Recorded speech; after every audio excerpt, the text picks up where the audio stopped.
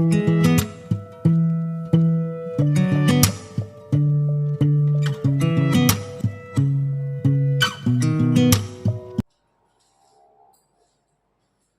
श्री अकाल प्यारे बच्चों, स्वागत है ਤੁਹਾਡਾ ਤੁਹਾਡੇ ਆਪਣੇ YouTube चैनल ਤੇ।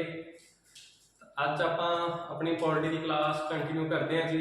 ਅੱਜ ਦਾ ਆਪਣਾ ਟੌਪਿਕ ਹੈ ਜੀ ਫੰਡਾਮੈਂਟਲ ਡਿਊਟੀਜ਼, ਮੌਲਿਕ ਕਰਤੱਵ। आओ जी देखते हैं फिर फंडामेंटल ड्यूटीज आ मौलिक करतव्य। तो अपन पता ही है जी पंजाबी च आपां मौलिक करतव्य कहता, इंग्लिश च फंडामेंटल ड्यूटी कहता, और किहड़े नामां नाल आपां इहनूं बुला सकते हैं जी।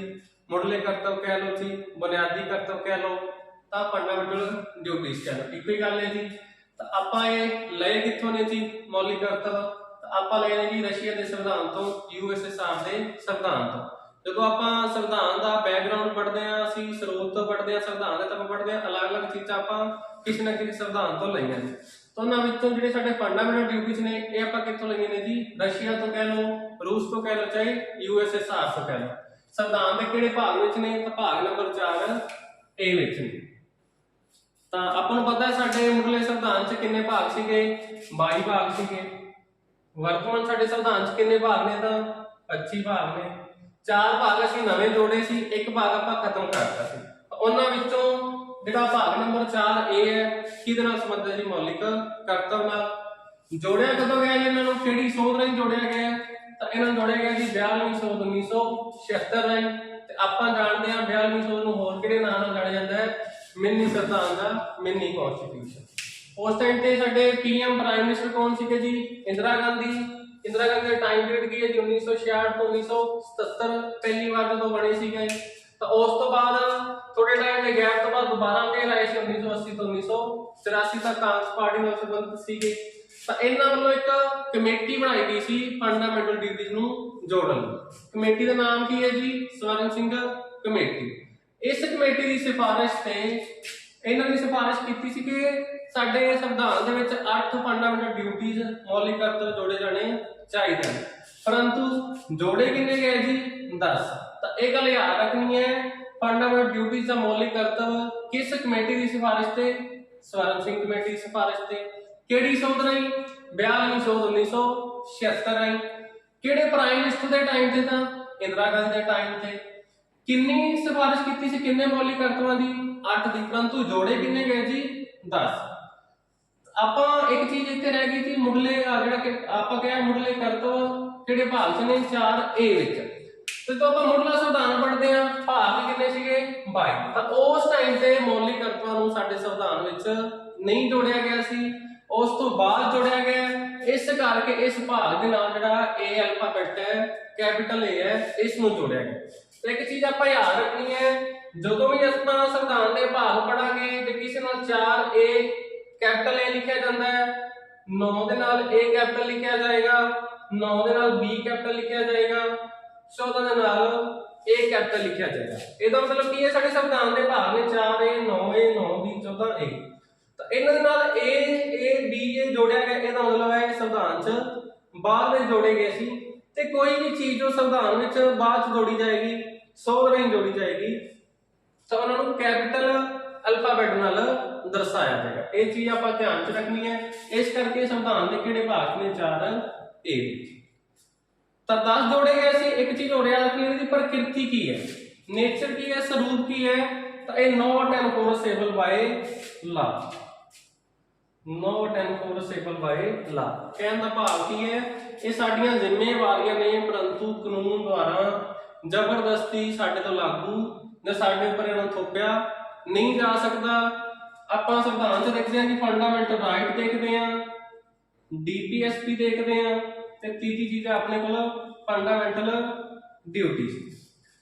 ਇਹਨਾਂ ਜਿਹੜੇ ਫੰਡਾਮੈਂਟਲ ਰਾਈਟ ਨੇ ਸਾਡੇ ਸੰਵਿਧਾਨ ਦੇ ਭਾਗ ਨੰਬਰ 3 ਵਿੱਚ ਨੇ, ਡੀਪੀਐਸਪੀ ਭਾਗ ਨੰਬਰ 4 ਵਿੱਚ ਨੇ, ਤੇ ਫੰਡਾਮੈਂਟਲ ਡਿਊਟੀ ਆਪਾਂ ਹੁਣੇ ਪੜਿਆ 4 ਏ ਵਿੱਚ ਨੇ। तो ਜਿਹੜੇ ਫੰਡਾਮੈਂਟਲ ਰਾਈਟ ਨੇ ਇਹਨਾਂ ਨੂੰ ਤਾਂ ਅਸੀਂ ਕਾਨੂੰਨ ਦੁਆਰਾ ਲਾਗੂ ਕਰਵਾ ਸਕਦੇ ਹਾਂ। ਜੇਕਰ ਸਾਨੂੰ ਸਾਡੇ ਫੰਡਾਮੈਂਟਲ ਰਾਈਟ ਨਹੀਂ ਮਿਲਦੇ, ਅਸੀਂ ਅਦਾਲਤਾਂ ਵਿੱਚ ਜਾ ਸਕਦੇ ਹਾਂ। ਡੀਪੀਐਸਪੀ ਇਹਨਾਂ ਨੂੰ ਲਾਗੂ ਕਰਨਾ ਸਰਕਾਰ ਦੀ ਜ਼ਿੰਮੇਵਾਰੀ ਹੈ, ਸਰਕਾਰ ਨਹੀਂ ਕਰਦੀ ਤਾਂ ਅਸੀਂ ਅਦਾਲਤ ਵਿੱਚ ਨਹੀਂ ਜਾ ਸਕਦੇ। ਫੰਡਾਮੈਂਟਲ ਡਿਊਟੀ ਸਾਡੀਆਂ ਜ਼ਿੰਮੇਵਾਰੀਆਂ, ਜੇਕਰ ਅਸੀਂ ਨਹੀਂ ਉਹਨਾਂ ਜ਼ਿੰਮੇਵਾਰੀਆਂ ਨੂੰ ਨਿਭਾਉਂਦੇ ਤਾਂ ਸਰਕਾਰ ਸਾਡੇ ਖਿਲਾਫ ਕੋਈ ਐਕਸ਼ਨ नहीं लै सकती। इस करके डीपीएसपी ते फंडामेंटल ड्यूटीज ਨੂੰ ਆਪਾਂ ਕਹਿੰਦੇ ਆ ਜੀ not enforceable by law, ਜਦ ਕਿ ਫੰਡਾਮੈਂਟਲ ਰਾਈਟ ਨੇ ਜਿਹੜੇ ਉਹ ਕੀ ਨੇ ਫੋਰਸੇਬਲ ਬਾਈ ਲਾ ਨੇ, ਅਸੀਂ ਇਹਨਾਂ ਨੂੰ ਅਦਾਲਤਾਂ ਦੁਆਰਾ ਲਾਗੂ ਕਰਵਾ ਸਕਦੇ ਹਾਂ, ਪਰੰਤੂ ਡੀਪੀਐਸਪੀ ਤੇ ਫੰਡਾਮੈਂਟਲ ਡਿਊਟੀਜ਼ ਇਹਨਾਂ ਨੂੰ ਅਸੀਂ ਲਾਗੂ ਨਹੀਂ ਕਰਵਾ ਸਕਦੇ ਜੀ। ਚਲਾਓ ਜੀ ਕਿ ਆਪਾਂ ਦੇਖਦੇ ਹਾਂ ਸਾਡੀਆਂ 11 ਫੰਡਾਮੈਂਟਲ ਡਿਊਟੀਜ਼। 11 ਫੰਡਾਮੈਂਟਲ ਡਿਊਟੀਜ਼ ਚ ਹਰੇਕ ਚ ਕੀ ਕੁਝ ਕਿਹਾ ਗਿਆ ਜੀ ਦੇਖਦੇ ਹਾਂ। ਤਾਂ ਫਸਟ ਹੈ ਆਪਣੀ 51 ਏ ਸੰਵਿਧਾਨ ਦੀ ਪਾਲਣਾ, ਰਾਸ਼ਟਰੀ ਝੰਡੇ ਦਾ ਸਨਮਾਨ, ਰਾਸ਼ਟਰੀ ਗਾਨ ਦਾ ਸਨਮਾਨ ਕਰਨਾ। ਤਾਂ ਹਰੇਕ ਸਾਡੇ ਜਿੰਨੇ ਵੀ ਨਾਗਰਿਕ ਨੇ ਦੇਸ਼ ਦੇ ਹਰੇਕ ਦਾ ਫਰਜ਼ ਬਣਦਾ ਹੈ ਰਾਸ਼ਟਰੀ ਗਾਨ, ਰਾਸ਼ਟਰੀ ਝੰਡਾ ਸਾਡਾ ਤੇ ਸੰਵਿਧਾਨ ਦੀ ਪਾਲਣਾ ਕਰਨਾ, ਇਹ ਸਾਡਾ ਫਰਜ਼ ਹੈ। 51 ਵੀ ਦੇਸ਼ ਭਗਤੀ, ਰਾਸ਼ਟਰੀ ਅੰਦੋਲਨ ਦੇ ਆਦਰਸ਼ਾਂ ਪ੍ਰਤੀ ਆਦਰ ਦੀ ਭਾਵਨਾ, ਮਤਲਬ ਸਾਡੇ ਦੇਸ਼ ਨੂੰ ਆਜ਼ਾਦ ਕਰਾਉਣ ਲਈ ਜਿੰਨੇ ਵੀ ਦੇਸ਼ ਭਗਤ ਹੋਏ ਨੇ ਉਹਨਾਂ ਨੂੰ ਜਿਹੜੇ ਅੰਦੋਲਨ ਚਲਾਏ ਗਏ ਨੇ ਤਾਂ ਉਹਨਾਂ ਦੇ ਪ੍ਰਤੀ ਸਾਡੇ ਮਨ 'ਚ ਆਦਰ ਸਨਮਾਨ ਜਿਹੜਾ ਹੋਣਾ ਚਾਹੀਦਾ। 51 ਸੀ ਦੇਸ਼ ਦੀ ਏਕਤਾ, ਅਖੰਡਤਾ ਅਤੇ ਪ੍ਰਭੂ ਸੱਤਾ ਵਿੱਚ ਵਿਸ਼ਵਾਸ ਰੱਖਣਾ ਅਤੇ ਉਹਦੀ ਰੱਖਿਆ ਕਰਨਾ ਹਰੇਕ ਨਾਗਰਿਕ ਦਾ ਫਰਜ਼ ਬਣਦਾ ਹੈ ਜੀ। 51 ਡੀ ਲੋੜ ਪੈਣ ਤੇ ਦੇਸ਼ ਦੀ ਰੱਖਿਆ ਅਤੇ ਰਾਸ਼ਟਰੀ ਸੇਵਾ ਕਰਨਾ।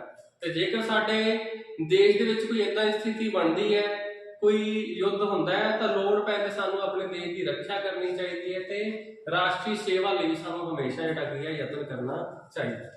ਨੈਕਸਟ ਜੀ 51 ਈ ਵਰਗੀ ਭਿੰਨਤਾਵਾਂ ਨੂੰ ਖਤਮ ਕਰਕੇ ਭਾਈਚਾਰੇ ਦੀ ਭਾਵਨਾ ਦਾ ਵਿਕਾਸ ਕਰਨਾ। ਸਾਨੂੰ ਪਤਾ ਹੈ ਸਾਡੇ ਦੇਸ਼ ਦੇ ਵਿੱਚ ਅਨੇਕਾਂ ਧਰਮਾਂ ਦੇ ਲੋਕ, ਅਨੇਕਾਂ ਜਾਤਾਂ ਦੇ ਲੋਕ, ਅਲੱਗ-ਅਲੱਗ ਭਾਸ਼ਾਵਾਂ ਬੋਲਣ ਵਾਲੇ ਲੋਕ ਰਹਿੰਦੇ ਨੇ ਤੇ ਸਾਨੂੰ ਇਹਨਾਂ ਸਾਰੀਆਂ ਚੀਜ਼ਾਂ ਤੋਂ ਉੱਪਰ ਉੱਠ ਕੇ ਵਰਗੀ ਭਿੰਨਤਾਵਾਂ ਨੂੰ ਖਤਮ ਕਰਕੇ ਆਪਸ ਵਿੱਚ ਭਾਈਚਾਰੇ ਦੀ ਭਾਵਨਾ ਦਾ ਵਿਕਾਸ ਕਰਨਾ ਚਾਹੀਦਾ, ਇਹ ਸਾਡਾ ਫਰਜ਼ ਬਣਦਾ ਹੈ। ਇਸ ਦੇ ਨਾਲ ਹੀ ਔਰਤਾਂ ਦੇ ਮਾਣ ਸਨਮਾਨ ਦੇ ਵਿੱਚ ਰੁਕਾਵਟ ਬਣਨ ਵਾਲੇ ਰੀਤੀ ਰਿਵਾਜਾਂ ਦਾ ਤਿਆਗ ਕਰਨਾ। ਅਤੇ ਜਿਹੜੇ ਸਾਡੇ ਸਮਾਜ ਦੇ ਵਿੱਚ ਪ੍ਰਾਚੀਨ ਜਿਹੜਾ ਟਾਈਮ ਤੋਂ ਜਿਹੜੇ ਗਲਤ ਰੀਤੀ ਰਿਵਾਜ ਨੇ ਜਿਨ੍ਹਾਂ ਨਾਲ ਔਰਤਾਂ ਦੇ ਮਾਣ ਸਨਮਾਨ ਨੂੰ ਠੇਸ ਪਹੁੰਚਦੀ ਹੈ, ਸਾਨੂੰ ਉਹਨਾਂ ਦਾ ਵੀ ਤਿਆਗ ਕਰਨਾ ਚਾਹੀਦਾ। ਨੈਕਸਟ ਜੀ 51 ਐਫ ਅਮੀਰ ਸੱਭਿਆਚਾਰ ਅਤੇ ਵਿਰਾਸਤ ਵਿੱਚ ਵਿਸ਼ਵਾਸ ਰੱਖਣਾ ਅਤੇ ਵਿਕਾਸ ਲਈ ਕੰਮ ਕਰਨਾ। ਜਿਹੜਾ ਸਾਡਾ ਪ੍ਰਾਚੀਨ ਹਿੰਦੂ ਇਤਿਹਾਸ ਹੈ, ਭਾਰਤੀ ਇਤਿਹਾਸ ਹੈ, ਭਾਰਤੀ ਸੱਭਿਆਚਾਰ ਹੈ, ਸਾਨੂੰ ਉਹਦਾ ਜਿਹੜਾ ਕਾਫੀ ਜਿਹੜਾ ਰਿਚ ਹੈ, ਬੜਾ ਕੋਈ ਸਾਨੂੰ ਜਿਹੜਾ ਕੀ ਹੈ ਅਜਿਹਾ ਸਾਡੇ ਕੋਲ ਜਿਹੜਾ ਪੂਰੀ ਦੁਨੀਆ 'ਚ ਨਹੀਂ ਹੈਗਾ ਸੱਭਿਆਚਾਰ ਸਾਡਾ, ਤਾਂ ਇਸ ਚੀਜ਼ ਨੂੰ ਜਿਹੜਾ ਕੀ ਹੈ ਉਹਦੇ ਵਿੱਚ ਵਿਸ਼ਵਾਸ ਨਹੀਂ ਰੱਖਣਾ ਚਾਹੀਦਾ ਤੇ ਉਹਦੇ ਵਿਕਾਸ ਲਈ ਸਾਨੂੰ ਕੰਮ ਕਰਨਾ ਚਾਹੀਦਾ, ਹਰੇਕ ਵਿਅਕਤੀ ਦਾ ਫਰਜ਼ ਬਣਦਾ ਹੈ। ਨੈਕਸਟ ਜੀ 51 ਜੀ ਵਾਤਾਵਰਨ, ਜੰਗਲਾਂ, ਦਰਿਆਵਾਂ, ਝੀਲਾਂ ਦੀ ਰੱਖਿਆ ਅਤੇ ਪਸ਼ੂ ਪੰਛੀਆਂ ਪ੍ਰਤੀ ਦਇਆ ਦੀ ਭਾਵਨਾ ਰੱਖਣਾ। ਤਾਂ ਵਾਤਾਵਰਨ ਹੋ ਗਿਆ, ਜੰਗਲ ਹੋ ਗਿਆ, ਦਰਿਆ ਹੋ ਗਿਆ, ਤਾਂ ਸਾਨੂੰ ਵਾਤਾਵਰਨ ਨੂੰ ਪ੍ਰਦੂਸ਼ਣ ਹੋਣ ਤੋਂ ਬਚਾਉਣਾ ਚਾਹੀਦਾ ਹੈ। ਜੰਗਲ ਨੇ, ਦਰਿਆ ਨੇ, ਉਹਨਾਂ ਦੀ ਰੱਖਿਆ ਕਰਨੀ ਚਾਹੀਦੀ ਹੈ। ਪਸ਼ੂ ਪੰਛੀਆਂ ਦੀ ਜਿਹੜੀ ਕੀ ਹੈ ਉਹਨਾਂ ਦੇ ਪ੍ਰਤੀ ਵੀ ਦਇਆ ਭਾਵਨਾ ਰੱਖਣੀ ਚਾਹੀਦੀ ਹੈ। ਨੈਕਸਟ 51 ਐਚ ਵਿਗਿਆਨਿਕ ਦ੍ਰਿਸ਼ਟੀਕੋਣ ਅਪਣਾਉਣਾ ਅਤੇ ਮਾਨਵਵਾਦ ਦੀ ਭਾਵਨਾ ਦਾ ਵਿਕਾਸ ਕਰਨਾ। ਤੇ ਸਾਨੂੰ ਪੁਰਾਣੇ ਰੀਤੀ ਰਿਵਾਜਾਂ ਨੂੰ ਛੱਡ ਕੇ ਸਾਇੰਟੀਫਿਕ ਸੋਚ ਨੂੰ ਅਪਣਾਉਣਾ ਚਾਹੀਦਾ ਹੈ ਅਤੇ ਮਨੁੱਖਤਾ ਦੇ ਲਈ ਜਿਹੜਾ ਕੰਮ ਕਰਨਾ ਚਾਹੀਦਾ। ਨੈਕਸਟ 51 ਆਈ ਸਰਵਜਨਕ ਸੰਪत्ति ਦੀ ਰਾਖੀ ਕਰਨਾ ਅਤੇ ਹਿੰਸਾ ਤੋਂ ਦੂਰ ਰਹਿਣਾ। ਦੋ ਸ਼ਬਦ ਨੇ, ਇੱਕ ਹੁੰਦਾ ਜੀ ਹਿੰਸਾ ਤੇ ਇੱਕ ਹੁੰਦਾ ਅਹਿੰਸਾ। ਹਿੰਸਾ ਕੀ ਹੁੰਦਾ? ਕਿਸੇ ਨੂੰ ਜਾਨੀ ਮਾਲੀ ਨੁਕਸਾਨ ਪਹੁੰਚਾਉਣਾ। ਅਹਿੰਸਾ ਹੁੰਦਾ ਉਸ ਤੋਂ ਦੂਰ ਰਹਿਣਾ। ਤੇ ਆਪਾਂ ਨੂੰ ਪਤਾ ਹੈ ਗਾਂਧੀ ਜਿਹੜੇ ਕੀ ਹੈ ਅਹਿੰਸਾ ਦੇ ਸਭ ਤੋਂ ਵੱਡੇ ਪੁਜਾਰੀ ਸੀਗੇ। ਤਾਂ ਸਾਨੂੰ ਜਿਹੜਾ ਕੀ ਹੈ ਸਰਵਜਨਕ ਸੰਪत्ति ਦੀ ਰਾਖੀ ਵੀ ਕਰਨੀ ਚਾਹੀਦੀ ਹੈ, ਨਾਲ ਜਿਹੜਾ ਕੀ ਹੈ ਹਿੰਸਾ ਤੋਂ ਵੀ ਦੂਰ ਰਹਿਣਾ ਚਾਹੀਦਾ ਹੈ। ਇਹਦੇ ਬਾਰੇ ਕਿੱਥੇ ਲਿਖਿਆ ਗਿਆ ਜੀ 51 ਈ ਦੇ ਵਿੱਚ। ਮਤਲਬ ਕੀ ਹੈ ਜਿੰਨੀ ਵੀ ਸਰਕਾਰੀ ਪ੍ਰਾਪਰਟੀ ਹੈ, ਆਪਾਂ ਬੱਸ ਸਟੈਂਡ ਦੀ ਗੱਲ ਕਰ ਲਈਏ, ਰੇਲਵੇ ਸਟੇਸ਼ਨ ਦੀ ਗੱਲ ਕਰ ਲਈਏ, ਕੋਈ ਵੀ ਸਰਕਾਰੀ ਪਾਰਕ ਹੈ, ਤਾਂ ਹਰੇਕ ਨਾਗਰਿਕ ਦਾ ਫਰਜ਼ ਬਣਦਾ ਹੈ ਜਿਹੜਾ ਉਹਦੀ ਸਾਨੂੰ ਰੱਖਿਆ ਕਰਨੀ ਚਾਹੀਦੀ ਹੈ। ਬਿਕੋਜ਼ ਉਹ ਕਿੱਥੋਂ ਤਿਆਰ ਹੁੰਦੇ ਨੇ? ਸਾਡੇ ਨਾਲ ਜਿਹੜਾ ਟੈਕਸ ਪੇ ਕੀਤਾ ਜਾਂਦਾ ਉਹਦੇ ਤੋਂ ਤਿਆਰ ਕੀਤਾ ਜਾਂਦਾ, ਉਹੀ ਸਾਡੀ ਪ੍ਰਾਪਰਟੀ ਹੈ, ਤਾਂ ਸਾਨੂੰ ਨਿੱਜੀ ਪ੍ਰਾਪਰਟੀ ਸਮਝ ਕੇ ਉਹਦੀ ਰੱਖਿਆ ਕਰਨੀ ਚਾਹੀਦੀ ਹੈ। 51 ਜੇ ਵਿਅਕਤੀਗਤ ਵਿਕਾਸ ਦੇ ਨਾਲ ਨਾਲ ਸਮੂਹਿਕ ਗਤੀਵਿਧੀਆਂ ਰਾਹੀਂ ਸਾਰਿਆਂ ਦੇ ਵਿਕਾਸ ਲਈ ਕੰਮ ਕਰਨਾ। ਹਰੇਕ ਵਿਅਕਤੀ ਇਹ ਸੋਚਦਾ ਹੈ ਕਿ ਮੈਂ ਜਿਹੜਾ ਕੀ ਹੈ ਅਮੀਰ ਬਣ ਜਾ, ਮੈਂ ਵਿਕਾਸ ਕਰ ਲਾਂ, ਪਰੰਤੂ ਹਰੇਕ ਵਿਅਕਤੀ ਨੂੰ ਇਸ ਦੇ ਨਾਲ ਇਹ ਚੀਜ਼ ਵੀ ਧਿਆਨ 'ਚ ਰੱਖਣੀ ਚਾਹੀਦੀ, ਉਹਦਾ ਫਰਜ਼ ਬਣਦਾ ਹੈ ਵਿਅਕਤੀਗਤ ਵਿਕਾਸ ਦੇ ਨਾਲ ਨਾਲ ਸਮੂਹਿਕ ਗਤੀਵਿਧੀਆਂ ਰਾਹੀਂ ਕਿ ਉਹਦੇ ਵਿਕਾਸ ਦੇ ਨਾਲ ਸਾਡੇ ਪੂਰੇ ਸਮਾਜ ਦਾ ਵਿਕਾਸ ਹੋਏ। ਇਸ ਤਰੀਕੇ ਨਾਲ ਸਾਨੂੰ ਕੰਮ ਕਰਨਾ ਚਾਹੀਦਾ। ਨੈਕਸਟ ਹੈ ਜੀ 51 ਕੇ 6 ਤੋਂ 14 ਸਾਲ ਦੇ ਬੱਚੇ ਨੂੰ ਲਾਜ਼ਮੀ ਸਿੱਖਿਆ ਪ੍ਰਾਪਤ ਕਰਾਉਣਾ ਹਰੇਕ ਮਾਤਾ ਪਿਤਾ ਦਾ ਕੀ ਹੈ ਫਰਜ਼ ਬਣਦਾ ਹੈ, ਡਿਊਟੀ ਬਣਦਾ ਹੈ। ਤਾਂ ਆਪਾਂ ਪਹਿਲਾਂ ਪੜਿਆ ਸੀ ਕਿ ਮੁੱਢਲੇ ਸੰਵਿਧਾਨ 'ਚ ਸਾਡੇ ਫੰਡਾਮੈਂਟਲ ਡਿਊਟੀਜ਼ 0 ਸੀ, ਨਹੀਂ ਜੋੜਿਆ ਗਿਆ ਸੀ। 1976 10 ਮੌਲਿਕ ਕਰਤੱਵ ਜੋੜੇ ਗਏ ਸੀ ਕਿਹਦੀ ਸਿਫਾਰਿਸ਼ ਤੇ? ਸਵਰਨ ਸਿੰਘ ਕਮੇਟੀ ਦੀ ਸਿਫਾਰਿਸ਼ ਤੇ। ਪਰੰਤੂ ਸਵਰਨ ਸਿੰਘ ਕਮੇਟੀ ਨੇ 8 ਦੀ ਸਿਫਾਰਿਸ਼ ਕੀਤੀ ਸੀ, ਜੋੜੇ ਕਿੰਨੇ ਗਏ ਜੀ 10। ਆਪਾਂ ਹੁਣ ਕਿੰਨੇ ਪੜੇ ਨੇ 11, ਤੇ 11ਵਾਂ ਕਦੋਂ ਜੋੜਿਆ ਗਿਆ 86/100/2002 ਇਸ ਟਾਈਮ ਤੇ ਸਾਡੇ ਪ੍ਰਧਾਨ ਮੰਤਰੀ ਕੌਣ ਸੀ? ਅਟਲ ਬਿਹਾਰੀ ਵਾਜਪੇਈ। ਠੀਕ ਹੈ ਜੀ, ਇਹ ਸੀਗੇ ਸਾਡੀਆਂ ਫੰਡਾਮੈਂਟਲ ਡਿਊਟੀਜ਼। ਹੁਣ ਆਪਾਂ ਦੇਖਦੇ ਹਾਂ ਕਿ ਇਹਨੂੰ ਆਪਾਂ ਕਿਹੜੇ ਤਰੀਕੇ ਨਾਲ ਯਾਦ ਰੱਖਣਾ ਹੈ ਕਿ A ਵਿੱਚ ਇਹ ਗੱਲ ਕਹੀ ਗਈ, B ਵਿੱਚ ਇਹ ਗੱਲ ਕਹੀ ਗਈ ਹੈ, K ਵਿੱਚ ਇਹ ਗੱਲ ਕਹੀ ਗਈ। ਤੇ ਨਿੱਕੀ ਜਿਹੀ ਟ੍ਰਿਕ ਹੈ ਜੀ, ਪਸੰਦ ਆਏਗੀ ਤੁਹਾਨੂੰ ਤਾਂ ਈਜ਼ੀਲੀ ਇਸ ਨੂੰ ਯਾਦ ਕਰ ਪਾਓਗੇ। ਆਪਾਂ ਉਹ ਦੇਖਦੇ ਹਾਂ ਜੀ, ਇਹਨਾਂ ਦੇ ਵਿੱਚੋਂ ਹੀ ਟ੍ਰਿਕ ਹੈ ਜੀ, ਆਪਾਂ ਦੇਖਦੇ ਹਾਂ 51A। ਹੁਣ ਇੱਕ ਪੁਆਇੰਟ ਯਾਦ ਰੱਖਣਾ, ਰਾਸ਼ਟਰੀ ਗਾਨ। ਰਾਸ਼ਟਰੀ ਗਾਨ ਜਿਹੜਾ ਜਨ ਗਣ ਮਨ, ਉਹਨੂੰ ਆਪਾਂ ਕਹਿੰਦੇ ਆ ਜੀ ਐਂਥਮ। ਐਂਥਮ ਕਿੱਥੋਂ ਸ਼ੁਰੂ ਹੋ ਰਿਹਾ ਹੈ? A ਤੋਂ। ਤੇ 51A ਦੇ ਵਿੱਚ ਕਿਹਦੀ ਗੱਲ ਕੀਤੀ ਗਈ ਹੈ? ਸਾਡੇ ਰਾਸ਼ਟਰੀ ਗਾਨ ਦੀ, ਰਾਸ਼ਟਰੀ ਝੰਡੇ ਦੀ ਤੇ ਸੰਵਿਧਾਨ ਦੀ ਪਾਲਣਾ ਦੀ। ਤਾਂ ਜਿੱਥੇ ਵੀ ਰਾਸ਼ਟਰੀ ਗਾਨ ਬਾਰੇ ਇਹ ਲਾਈਨ ਹੋਏਗੀ ਤਾਂ ਸਾਡੇ ਮਾਈਂਡ 'ਚ ਟ੍ਰਿਕ ਯਾਦ ਆ ਜਾਏਗੀ ਐਂਥਮ। ਐਂਥਮ ਮਤਲਬ A, 51A। ਦੂਜਾ ਪੁਆਇੰਟ ਹੈ ਜੀ B, ਤਾਂ ਦੇਸ਼ ਭਗਤੀ। ਤਾਂ ਭਗਤੀ ਨੂੰ ਆਪਾਂ ਕਿੱਦਾਂ ਲਿਖਦੇ ਆ? B ਨਾਲ। ਤਾਂ ਭਗਤੀ ਬਾਰੇ ਗੱਲ ਕਿੱਥੇ ਕੀਤੀ? 51B ਦੇ ਵਿੱਚ। ਅੱਗੇ ਜੀ 51C, ਇੱਥੋਂ ਇੱਕ ਸ਼ਬਦ ਚੱਕਣਾ ਆਪਾਂ ਪ੍ਰਭੂ ਸੱਤਾ। ਪ੍ਰਭੂ ਸੱਤਾ ਨੂੰ ਇੰਗਲਿਸ਼ ਆਪਾਂ ਕੀ ਕਹਿੰਦੇ ਆ ਜੀ? ਸੋਵਰੇਨਟੀ। ਤਾਂ ਇੱਥੇ ਇਹ ਵੈਸੇ ਸ਼ੁਰੂ S ਤੋਂ ਹੋ ਰਿਹਾ ਹੈ, ਤਾਂ S ਆਪਾਂ ਇੰਗਲਿਸ਼ ਕਈ S ਵਾਲੇ ਵਰਡ C ਨਾਲ ਵੀ ਲਿਖਦੇ ਆ ਜੀ। ਤਾਂ ਇਸ ਕਰਕੇ ਜਿਹੜਾ ਹੈ S ਦੀ ਆਵਾਜ਼ ਜਾਂ C ਦੀ ਆਵਾਜ਼ ਸੱਸੇ ਵਾਲੀ ਸੇਮ ਹੈ ਜੀ। ਤਾਂ ਇਸ ਕਰਕੇ C ਤੋਂ ਯਾਦ ਰੱਖਣਾ ਹੈ ਸੋਵਰੇਨਟੀ, ਯਾਨੀ ਕਿ ਪ੍ਰਭੂ ਸੱਤਾ। ਤੇ ਪ੍ਰਭੂ ਸੱਤਾ ਬਾਰੇ ਗੱਲ ਕਿੱਥੇ ਕੀਤੀ? 51C ਦੇ ਵਿੱਚ। ਅੱਗੇ ਯਾਦ ਰੱਖਣਾ ਜੀ 51D, ਲੋੜ ਪੈਣ ਦੇਸ਼ ਦੀ ਰੱਖਿਆ। ਰੱਖਿਆ ਯਾਨੀ ਕਿ ਡਿਫੈਂਸ।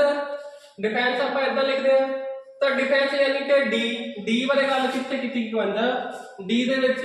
51E, ਵਰਗੀ ਭਿੰਨਤਾਵਾਂ ਨੂੰ ਖਤਮ ਕਰਨਾ, ਯਾਨੀ ਇਕੁਐਲਿਟੀ ਦੀ ਗੱਲ ਕਰਨਾ, ਬਰਾਬਰੀ ਦੀ ਗੱਲ ਕਰਨਾ। ਤੇ ਇਕੁਐਲਿਟੀ ਯਾਨੀ ਕਿ E ਤੋਂ ਸ਼ੁਰੂ ਹੋ ਰਿਹਾ, ਤੇ ਇਕੁਐਲਿਟੀ ਬਾਰੇ ਸਾਨੂੰ ਕਿੱਥੇ ਮਿਲਿਆ? 51E ਦੇ ਵਿੱਚ। ਨੈਕਸਟ ਹੈ ਜੀ 51F, ਅਮੀਰ ਸੱਭਿਆਚਾਰ। ਇਹ ਸ਼ਬਦ ਯਾਦ ਰੱਖਣਾ ਹੈ ਜੀ, ਅਮੀਰ ਸੱਭਿਆਚਾਰ। ਅਮੀਰ ਸੱਭਿਆਚਾਰ ਨੂੰ ਆਪਾਂ ਕਹਿੰਦੇ ਹਾਂ ਜੀ ਫੈਂਸੀ ਕਲਚਰ। F ਤੋਂ ਸ਼ੁਰੂ ਹੋ ਰਿਹਾ, ਤਾਂ ਫੈਂਸੀ ਕਲਚਰ ਬਾਰੇ ਕਿੱਥੇ ਵਰਣਨ ਹੈ ਜੀ? 51F ਦੇ ਵਿੱਚ। ਨੈਕਸਟ ਹੈ ਜੀ 51G, ਵਾਤਾਵਰਨ, ਜੰਗਲਾਂ, ਦਰਿਆਵਾਂ, ਝੀਲਾਂ ਦੀ ਰੱਖਿਆ ਕਰਨਾ। ਹੁਣ ਜੰਗਲ ਨੇ, ਜੰਗਲ ਯਾਨੀ ਕਿ ਗ੍ਰੀਨਰੀ, ਤਾਂ ਇਹਨੂੰ ਆਪਾਂ ਇਦਾਂ ਯਾਦ ਰੱਖਾਂਗੇ ਗ੍ਰੀਨਰੀ। ਤਾਂ ਜੰਗਲਾਂ ਬਾਰੇ, ਦਰਿਆਵਾਂ ਬਾਰੇ ਗੱਲ ਕਿੱਥੇ ਕੀਤੀ ਗਈ ਹੈ? 51G ਦੇ ਵਿੱਚ। ਨੈਕਸਟ 51H, ਵਿਗਿਆਨਿਕ ਦ੍ਰਿਸ਼ਟੀਕੋਣ ਨੂੰ ਅਪਣਾਉਣਾ ਅਤੇ ਮਾਨਵਵਾਦ ਦੀ ਭਾਵਨਾ ਦਾ ਵਿਕਾਸ ਕਰਨਾ। ਮਾਨਵਵਾਦ ਨੂੰ ਆਪਾਂ ਕੀ ਕਹਿੰਦੇ ਆ ਜੀ? ਹਿਊਮੈਨਿਟੀ। ਤਾਂ H ਤੋਂ ਸ਼ੁਰੂ ਹੋ ਰਿਹਾ ਹੈ, ਤਾਂ ਹਿਊਮੈਨਿਟੀ ਬਾਰੇ ਗੱਲ ਕਿੱਥੇ ਕੀਤੀ ਗਈ ਹੈ? 51H ਦੇ ਵਿੱਚ। ਨੈਕਸਟ ਹੈ ਜੀ 51I। I ਤੋਂ ਆਪਾਂ ਕੀ ਸ਼ਬਦ ਯਾਦ ਰੱਖਣਾ ਹੈ? ਇਨਕਮ, ਸੰਪत्ति, ਆਮਦਨ। ਤਾਂ ਸੰਪत्ति ਬਾਰੇ ਗੱਲ ਕਿੱਥੇ ਹੈ ਜੀ? ਇਨਕਮ ਬਾਰੇ ਗੱਲ ਕਿੱਥੇ ਹੈ? 51I ਦੇ ਵਿੱਚ। ਨੈਕਸਟ ਹੈ ਜੀ 51J, ਆਪਾਂ ਕੀ ਪੜਿਆ? ਸਮੂਹਿਕ ਗਤੀਵਿਧੀਆਂ ਰਾਹੀਂ ਸਾਰਿਆਂ ਦਾ ਵਿਕਾਸ ਕਰਨਾ। ਇੰਗਲਿਸ਼ ਨੂੰ ਆਪਾਂ ਕੀ ਕਹਾਂਗੇ? ਜੁਆਇੰਟ ਡਿਵੈਲਪਮੈਂਟ, ਨਾਲ ਸਾਰਿਆਂ ਦਾ ਵਿਕਾਸ ਕਰਨਾ। ਤਾਂ ਜੁਆਇੰਟ ਤੋਂ ਆਪਾਂ J ਚੱਕਾਂਗੇ, ਇਹਦਾ ਵਰਣਨ ਕਿੱਥੇ? 51J ਦੇ। ਲਾਸਟ ਹੈ ਜੀ 51K ਤੋਂ ਆਪਾਂ ਸ਼ਬਦ ਯਾਦ ਰੱਖਣਾ ਹੈ ਨੌਲੇਜ। ਨੌਲੇਜ ਸਾਨੂੰ ਕਿੱਦਾਂ ਆਉਂਦੀ? ਜੇਕਰ ਆਪਾਂ ਸਿੱਖਿਆ ਪ੍ਰਾਪਤ ਕਰਦੇ ਹਾਂ। ਤਾਂ ਸਿੱਖਿਆ ਪ੍ਰਾਪਤ ਕਰਨ ਬਾਰੇ, ਨੌਲੇਜ ਪ੍ਰਾਪਤ ਕਰਨ ਬਾਰੇ ਕਿੱਥੇ ਵਰਣਨ ਹੈ ਜੀ? K ਦੇ ਵਿੱਚ, ਯਾਨੀ ਕਿ 51K ਦੇ ਵਿੱਚ। ਅਗਰ ਵੀਡੀਓ ਚੰਗੀ ਲੱਗੇ ਤਾਂ ਵੀਡੀਓ ਨੂੰ ਸ਼ੇਅਰ ਕਰੋ ਜੀ, ਚੈਨਲ ਨੂੰ ਸਬਸਕ੍ਰਾਈਬ ਕਰੋ। Thank you.